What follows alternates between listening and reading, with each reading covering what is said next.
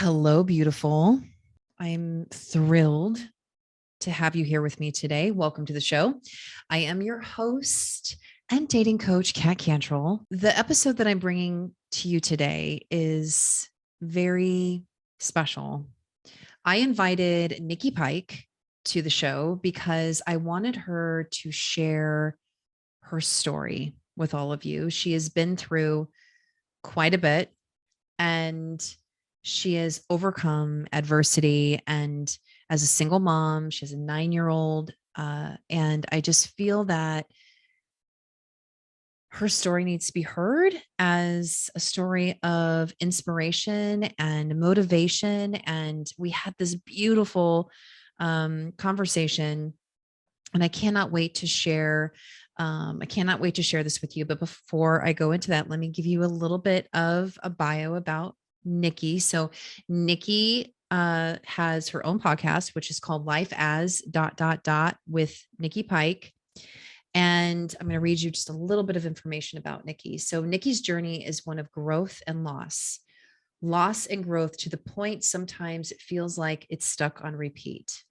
Life has knocked her down more than once these last few years, but these challenges, these struggles have led her to finding her way to the person that she is today. Nicki has gone through so much, everything from fertility treatment, divorce, sexual assault, the loss of her mom in 2019, and then her brother in 2020.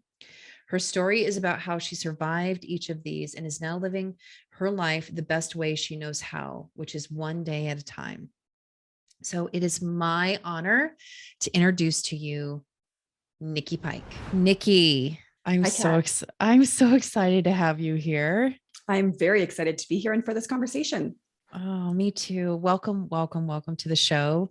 Uh, I so just so our listeners know, so Nicki and I have already been talking for like a half an hour, and I wish I could have hit record, but so Nicki, she has such an incredible story and is such an inspiration as a single woman who is really carving and making her own path. And she has this incredible podcast, and I will make sure and put everything into the show notes, but I'm just gonna just dive right in, Nicki, and just let's talk about your journey. So tell our audience a little bit more about your after you went through your divorce and kind of this path as a single woman, because one of your passions is really helping people overcome or to be able to work through having their certain labels in life. And I think that this is such an important message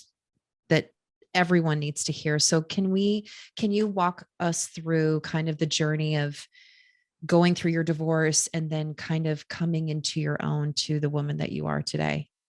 Yeah, for sure. I feel like there's a lot to talk about in there, but if I go back to my divorce, there were labels that I came out of my marriage with. So there were labels that throughout my marriage I took on that I had been labeled. I won't say by who, but I'm sure people can figure out by who. Mm-hmm. And I really internalized those, and I really became a believer of what those labels were. And it took 17 years for that to happen. It took 17 years for me to believe those labels. It took 17 years for me to walk away and realize I'm not those things. I'm not that person. I'm not how other people see me.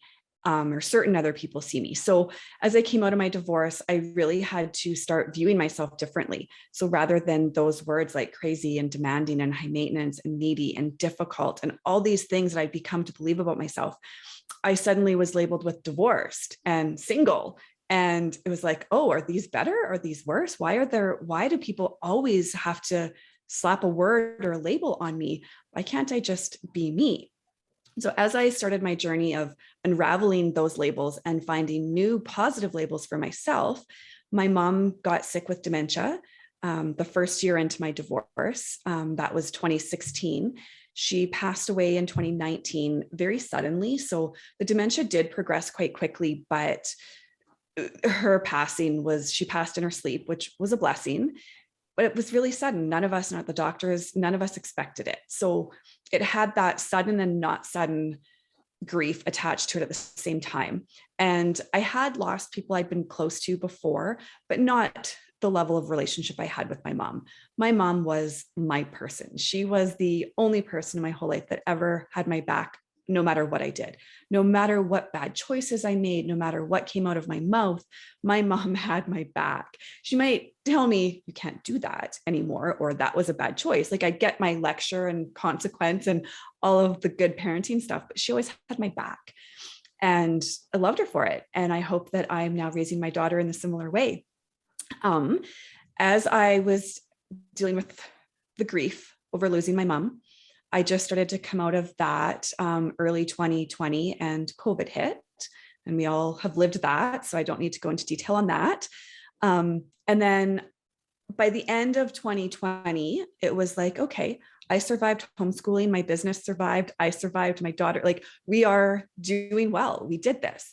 And then December 1st, I got a phone call that I will never forget. And it was my dad calling to tell me that my brother had fallen and hit his head, and told him call the ambulance. And so he did. And the ambulance got there and my brother was gone.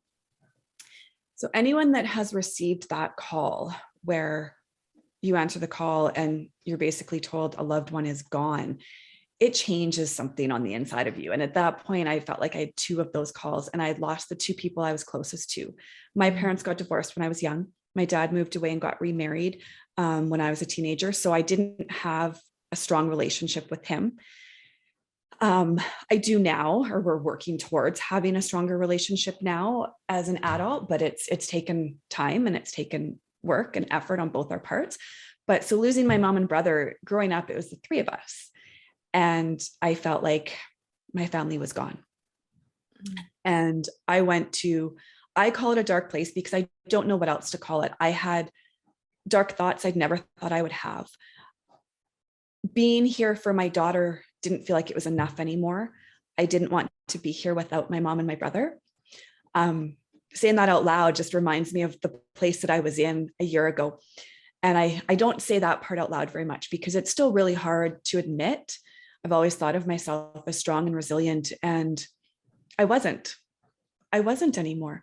I literally couldn't. And I talk about that in one of my podcasts where I found myself saying the words, I can't, a lot. And what I've come to realize is those words mean I can't in that moment. It doesn't mean I can't the next day or the next month or the next year. It's just in that moment. So it's little things like that that have helped me move forward, I guess.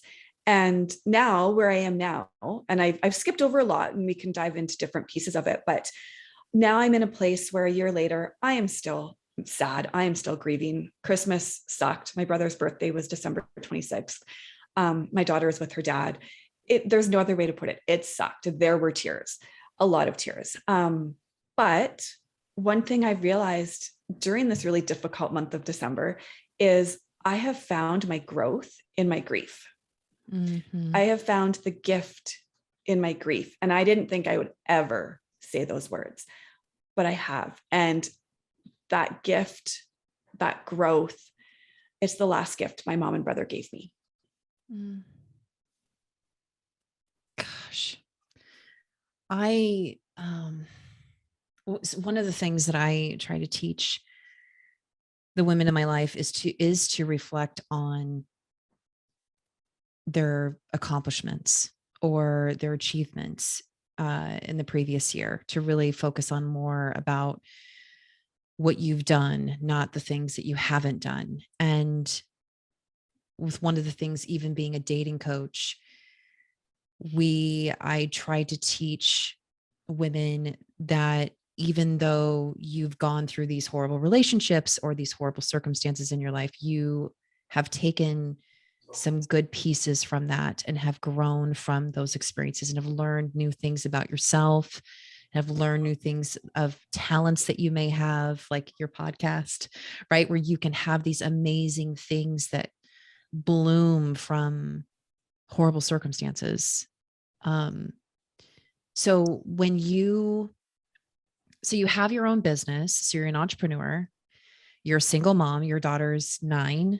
Is that correct? Yes. Yeah. And you were going through all of these major life changes, if not changes in your role, right? So when we're a daughter and we lose our mother. Cause I lost my mom back in 2016. I've received phone calls like that in my life, unfortunately, where you almost feel like when you're going through that transition, it's almost like there is a part of you, like you're changed forever. And it's not just that you yourself are changed, but even that label is changed. Like you're the daughter of someone who's passed away. And that's, so you're having to take on all of these changes in your life, plus raise your daughter, plus run your business, plus um, go through all of this as a single woman.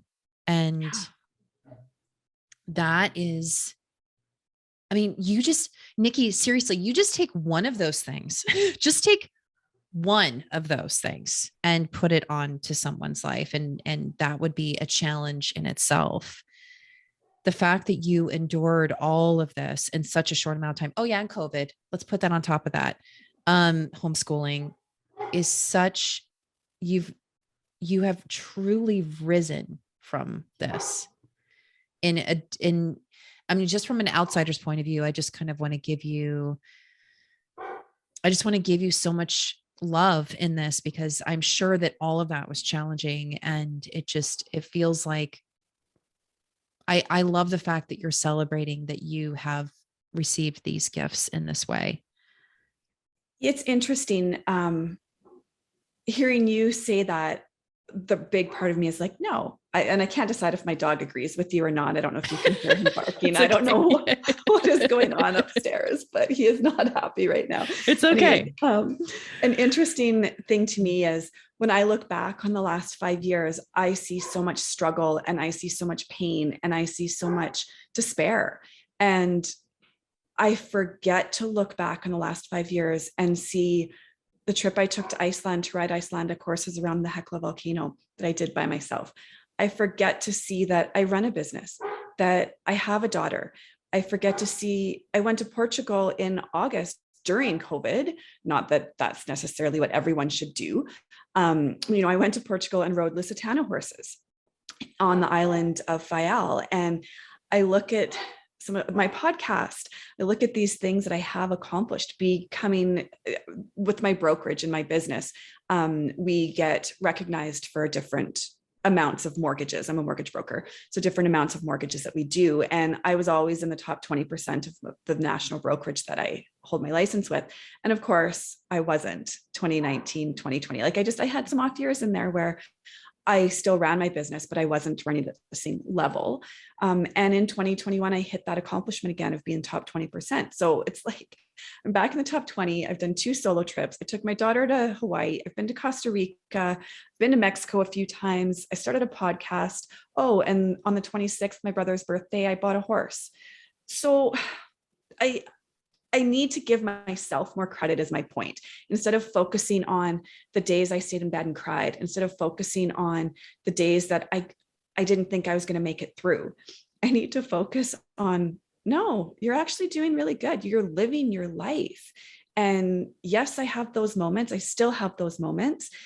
I have tears almost every day at some point.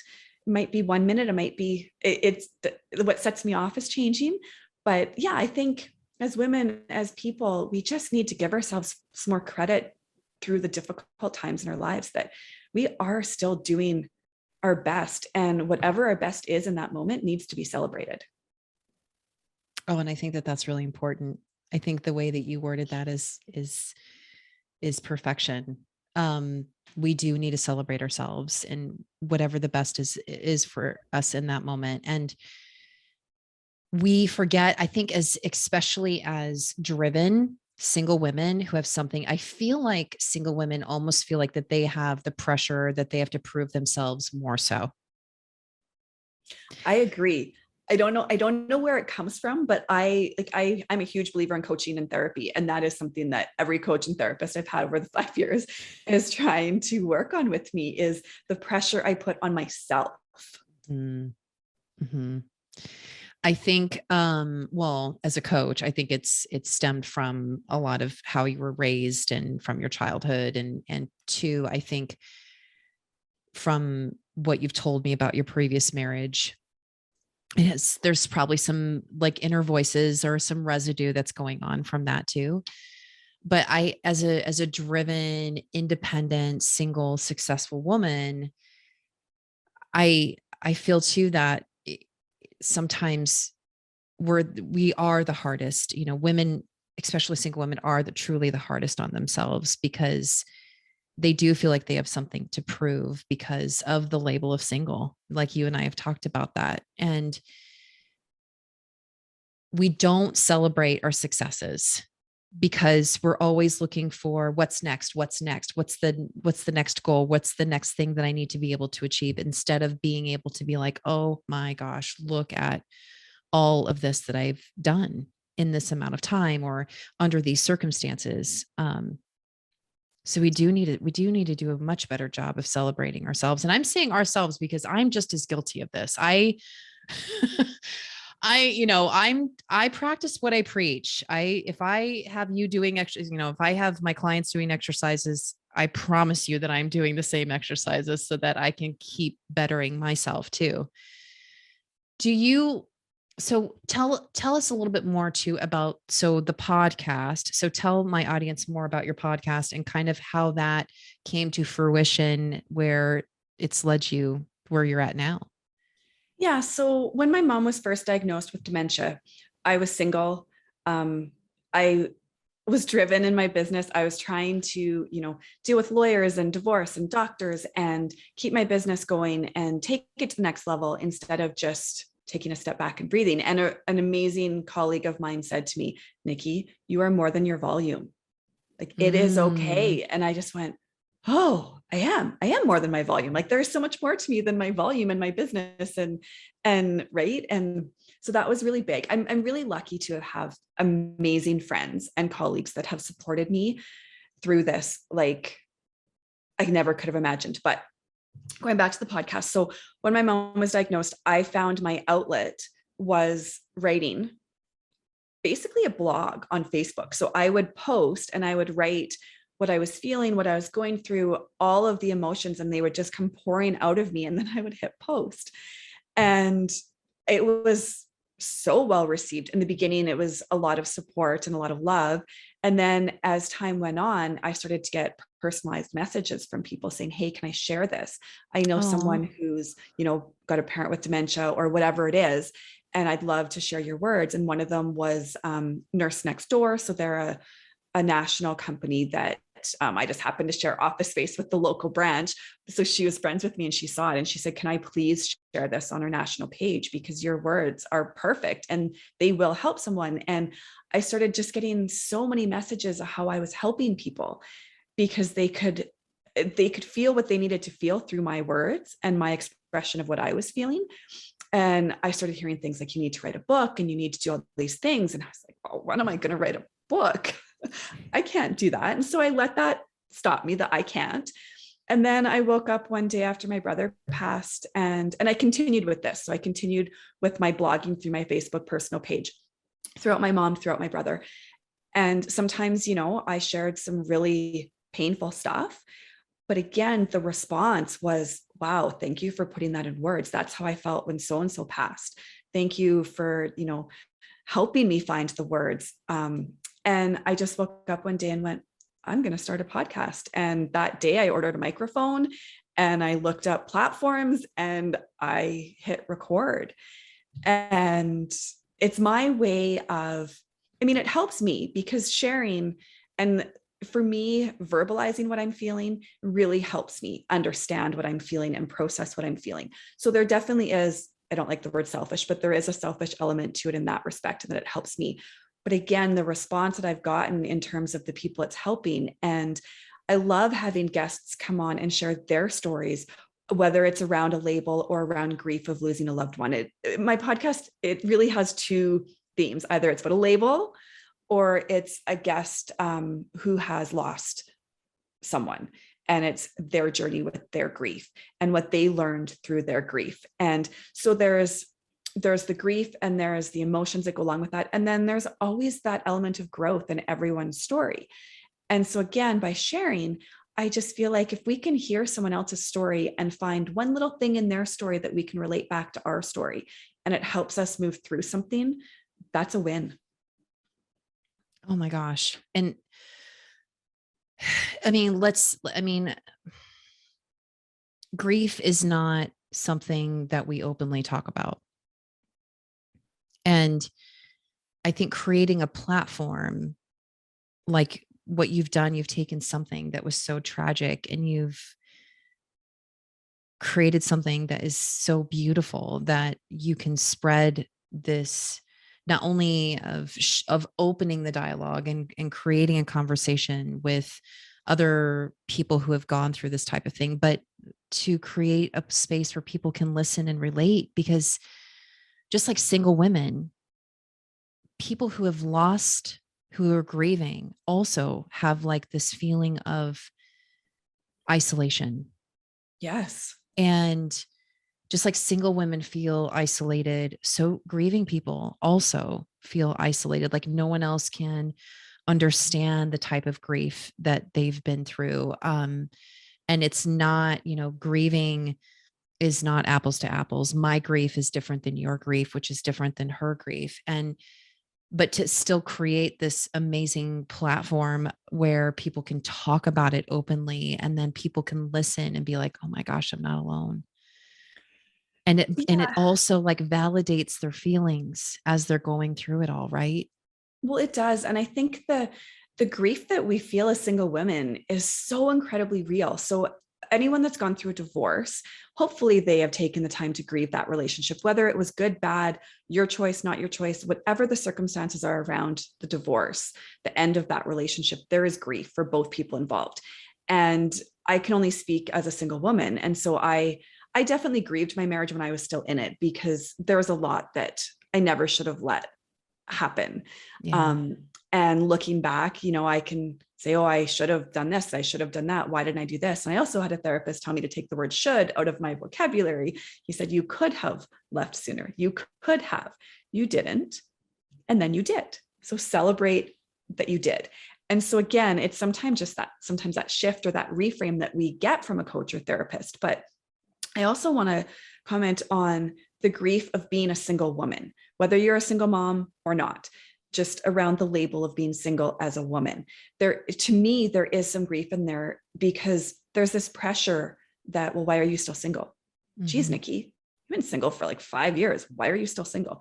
And Mm-hmm. it's the implication there's something wrong with me. And so it's like I'm grieving a part of me at times, like, is there something wrong with me? Do I need to change? Like, is this me? Instead of looking at this and going, you know what, you spent 17 years with someone that said some really awful things to you regularly, and you need time to heal. I know not everyone feels this way as well, but for me, I really do need to heal. Otherwise, when I date, I get triggered. And in the Mm-hmm. beginning, when I dated and got triggered, I took it out on the man I was dating. Mm-hmm. Now I'm aware of my triggers, so I can have an open conversation with, if I'm dating someone, and let them know, hey, look, this was a trigger for me. This is how I'm feeling. I need to take a step back and work through this. Or sometimes it might be, we need to work through this together, whatever it is. But I've just learned for myself, I know that taking a step back is the healthiest thing I can do for me. And yes, it's been 5 years, six years now, I guess. Geez. And I'm still making that choice to step back and focus on me. Again, then I look back to my trip to Iceland, and I'm still in contact with 90% of the women I met on that trip, because I go with a tour Mm-hmm. company that's for women, because traveling alone, that's my safety. And I did use the same tour company to go to Portugal, and same thing. I'm in contact with the mom-daughter team that I met there still, and we're going to get together. And I just saw one of the ladies from Iceland a couple of weeks ago for the first time since we went and met in Iceland. And so the relationships, the friendships, it makes it, I don't want to say it makes it worth it, but am I lonely? I mean, of course, there are times that I miss having someone sitting on the couch with me at the end of the day. Again, have I surrounded myself with some of the most amazing men and women as friends? Yes, I have. And so the loneliness comes and goes because of the time and effort I've put into myself and loving and accepting myself, and because of the people I've chosen to surround myself with. Absolutely. I did. So I did a whole episode on dating after divorce.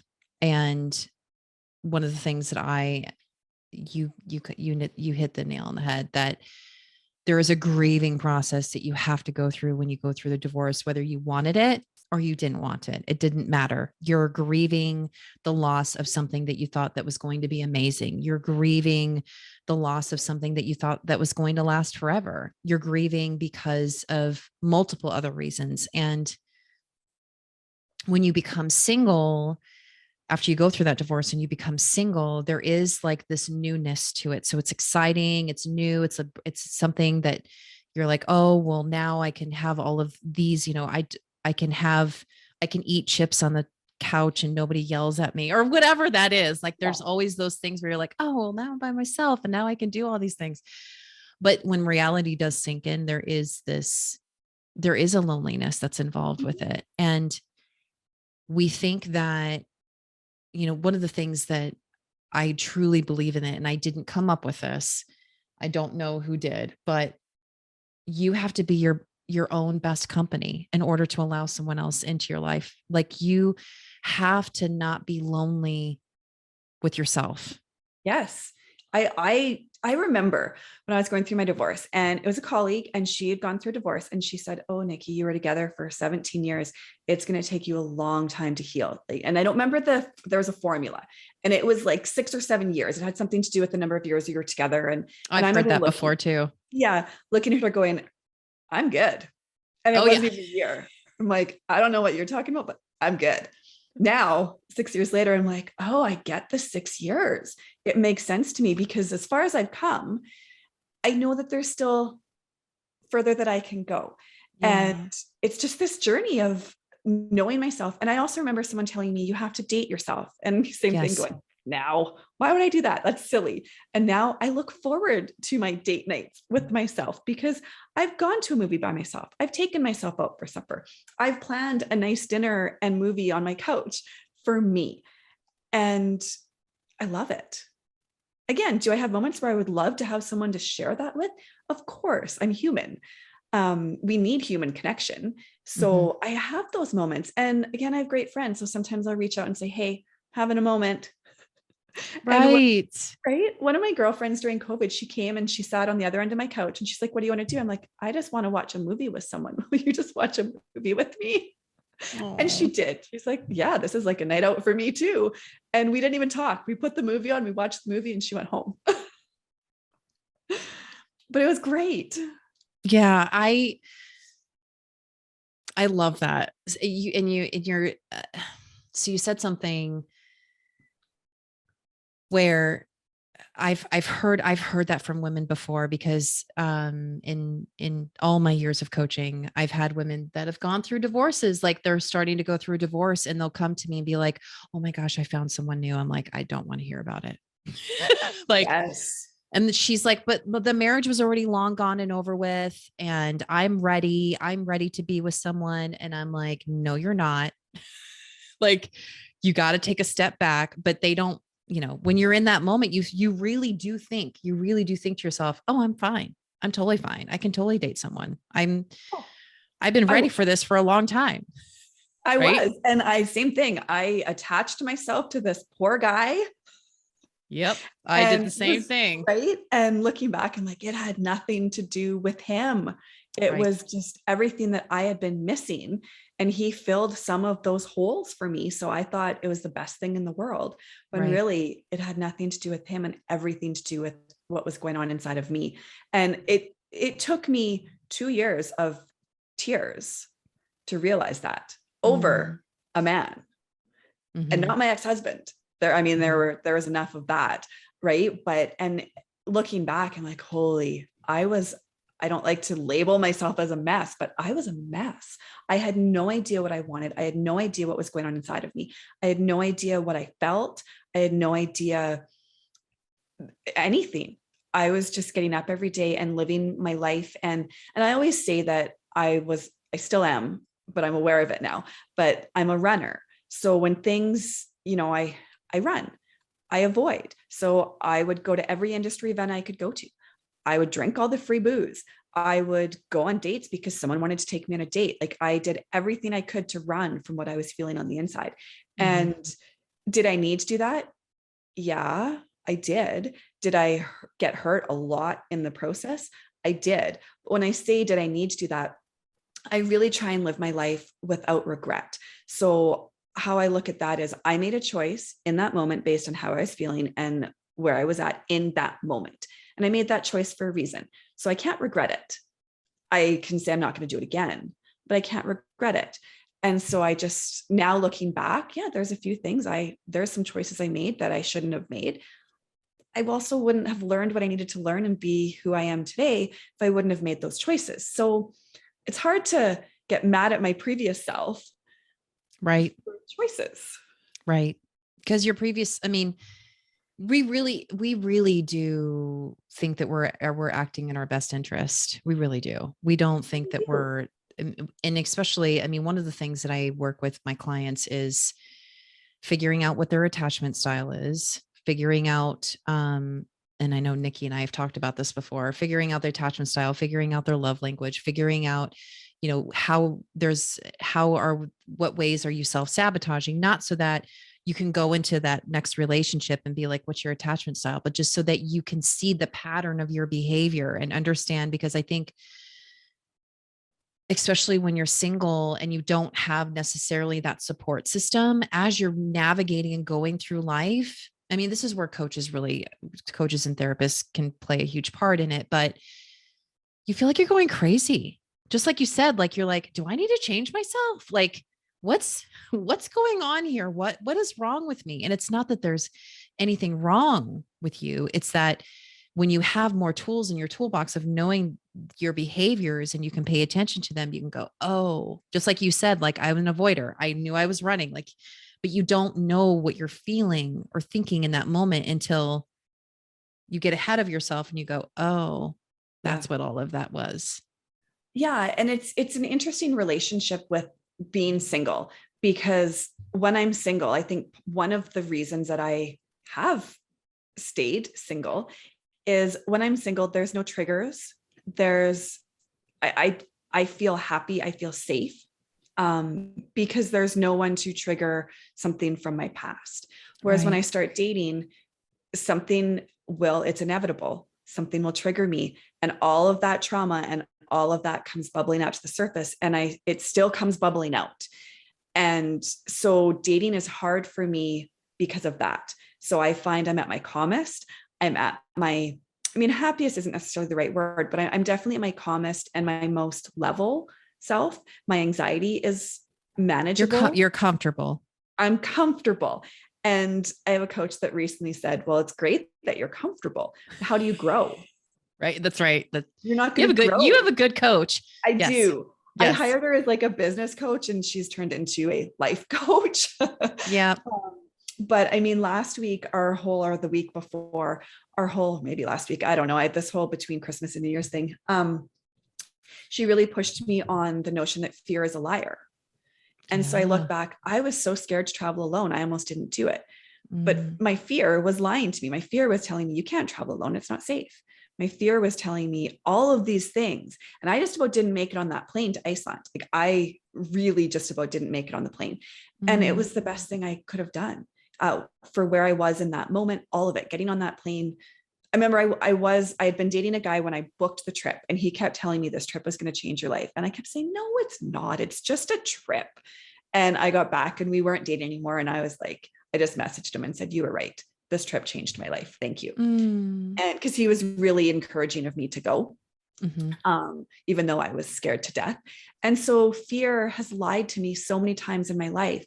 Not saying that fear doesn't serve a purpose, because it does. And we have to be aware of when it's serving that purpose. But we also have to be able to recognize when fear is lying to us. So becoming an entrepreneur, deciding to leave my husband, going on these solo trips, all of these things. I mean, I was scared to do every single one of them. And fear told me, you can't do this. You can't do this. But I did. You certainly did.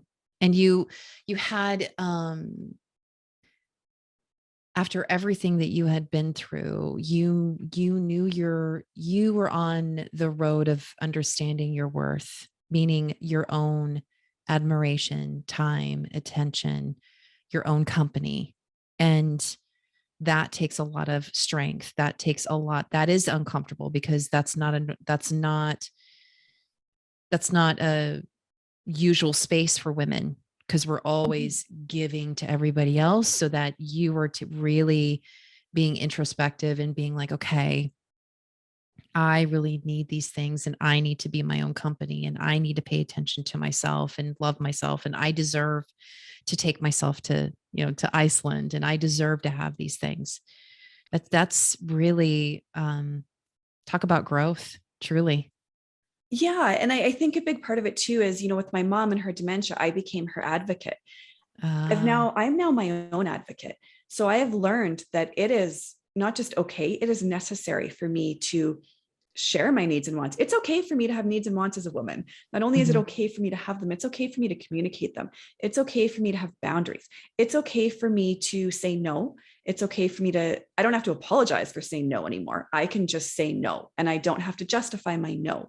Like I've learned so many things that we use the word empowerment a lot, but these things have been empowering is the only word to place on them as for what they've done for me. Giving myself permission to have those needs and wants and communicate them, giving myself permission to have boundaries and communicate them, and not just have them and communicate them, but to stay. I still struggle with this, which again is part of my problems in dating still, is holding my boundaries is still very difficult for me because Mhm. in my experience, I've set a boundary. I'm really good at setting them and communicating them, not so good at holding them. And so Yeah. men know that the men that I have dated, so not all men, the men that I have brought into my orbit Mhm. have been able to recognize really early that I'm not going to hold those boundaries. And so they push back, and I either give in or I get angry.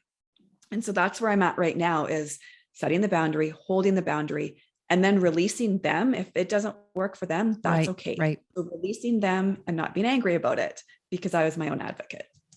Yes.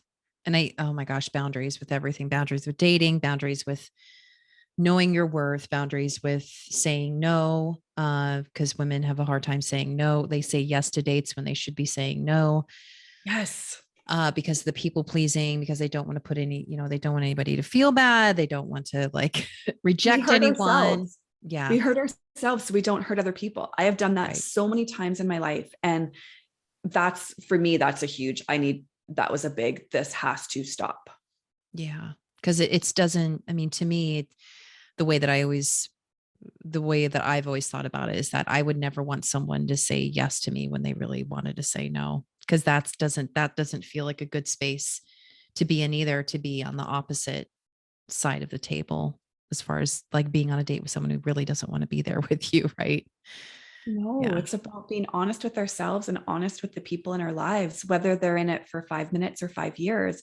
And Right. it's about effective communication. So, again, this time that I've been single, it's been about learning how to communicate and understanding myself and knowing what I need to communicate and how to do it. Yes. And Nikki, if I can, just 1 second, I do feel that when you've been through like everything that you have been through, I do believe that when you're vulnerable and you're open and you put yourself out there and you date and you do get triggered, that if you are in the company of someone who cares about you, you can communicate that with them, that this is triggering, and they can help you through that trigger too. It's just that you have to be ready to allow someone into that. It's not that, because you said it, I'm turning this, sorry for our audience, I'm turning this just in a little bit of a coaching moment. So it's not that, because you are a avoider, right? So like Yes. immediately, like you get triggered and then you're like, oh my gosh, I can either be more vulnerable and open myself up to, and then being like, oh my gosh, what are they going to think or say about it, versus you calling the shots and just being like, nope, this is a trigger, I'm not going to deal with it. And so you just avoid it altogether. And that was definitely the old me in dating. If I was triggered, to Yeah. be like, you're out. Yeah. I'm going to go over here now and do my thing. And I was terrible for it. Whereas, yeah, now I am at a point where I'm starting to be able to open up and be vulnerable. Good. And it has been received by the last couple of guys that I've dated. The boundaries part has been the biggest Okay. hurdle still. And I know that like I own my part in that, and I am a runner, and I'm not shy to admit it or say it out loud. Like I will still run. Again, I'm aware of it, so I can usually catch myself. Yeah. And in my last relationship that ended, he actually accused me of running, and I was very clear in Oh, saying, right. It kind of felt like he used my words against me, right? Which had happened a couple of times. yeah. And I said, actually, I am very aware of this choice, and I'm not running. I am aware I'm making this decision because we are not a match. Good.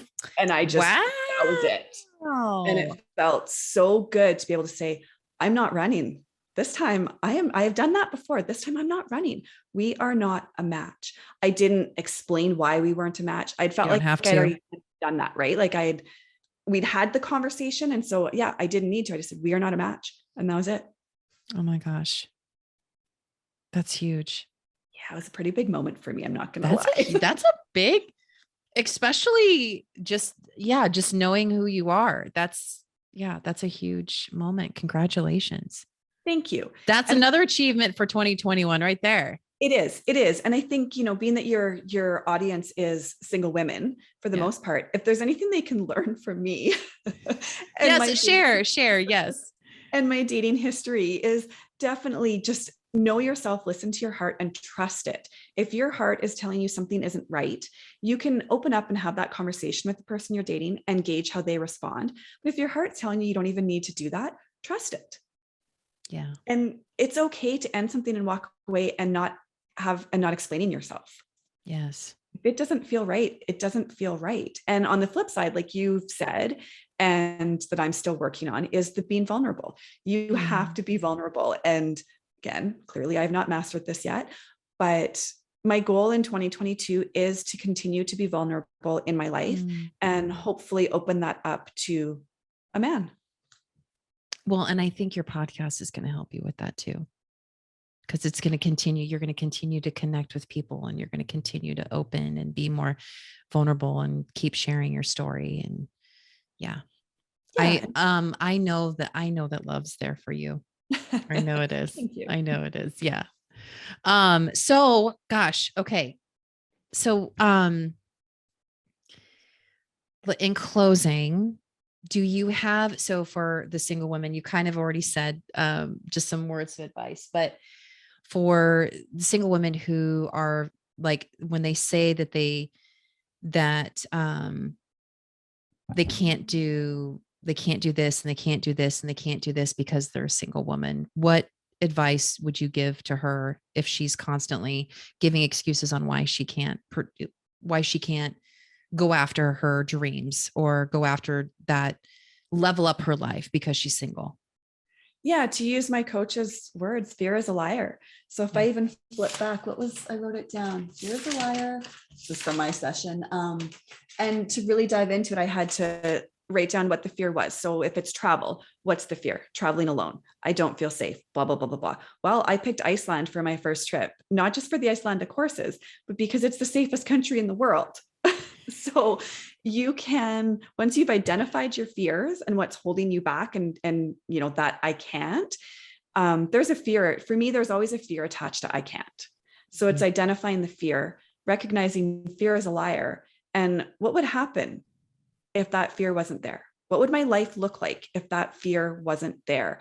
And then when I examine that, what does my life look like with that fear isn't there? What does that feel like inside? Like in my heart, in my gut, what does that feel like? Oh, that's what I want to feel like living my life. So fear is a liar. Remove that and focus on what your life would feel like if you didn't have that fear.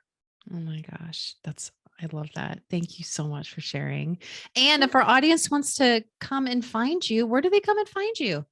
So my podcast is Life as ... with Nicki Pike. The ... is whatever label or topic I'm talking about. So life as a single woman, life as a divorced woman in her 40s, all these different things that I talk about.